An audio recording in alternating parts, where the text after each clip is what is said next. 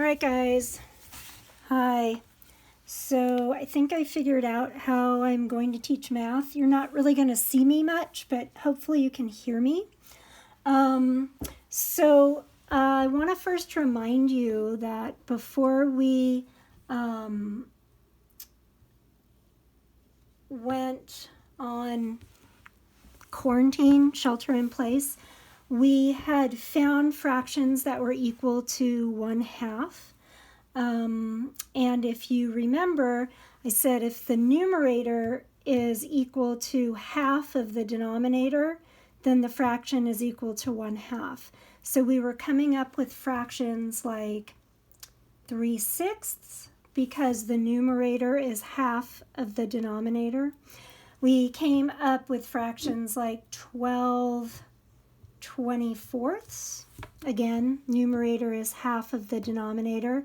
And some of you guys got crazy and you were like 5,000 10,000ths, which is also equal to 1/2 because the numerator is half the denominator. So today I just want you to think about fractions that are greater than 1/2 or less than 1/2. So we're going to use 1/2 as something called a benchmark. So if the numerator is bigger than half of the denominator, then the fraction is greater than 1/2.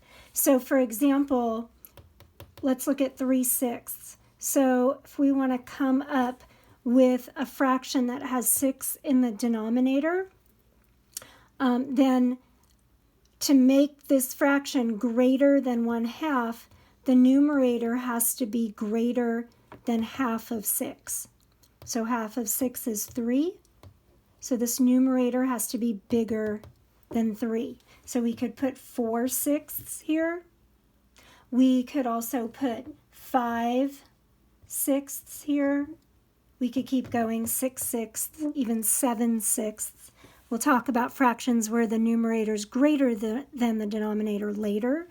But anytime you have a fraction where the numerator is bigger than half of the denominator, then your whole fraction is greater than 1/2. So if we were going to use 24 as the denominator, our numerator has to be bigger than 12 so that this whole fraction is bigger than 1/2.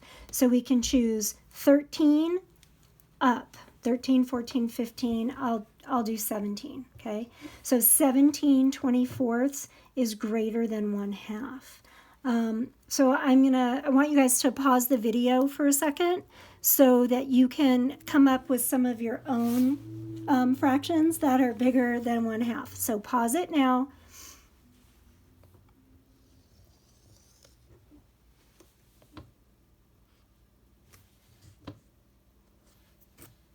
Okay, so now that you've come up with a few of your own, we're going to come up with some fractions that are less than 1/2. So we'll start with 6ths again. And if the numerator is smaller than half of the denominator, then the whole fraction is less than 1/2. So 1/2 equals 3/6, right? Half of 6 is 3.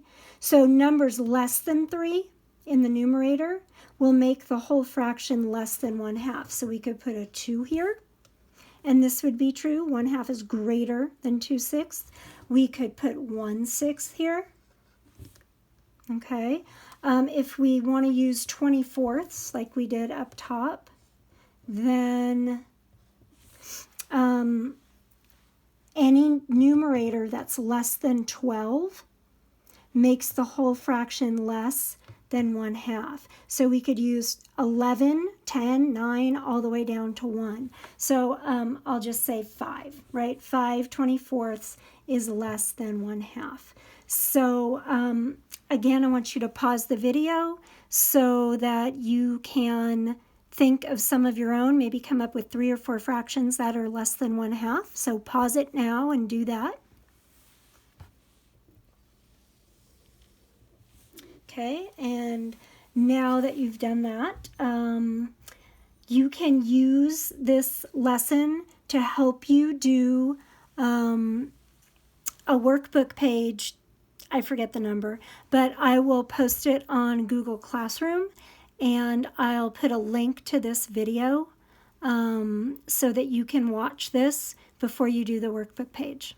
Okay, so either email me or comment on Google Classroom if you have any questions. Okay, bye.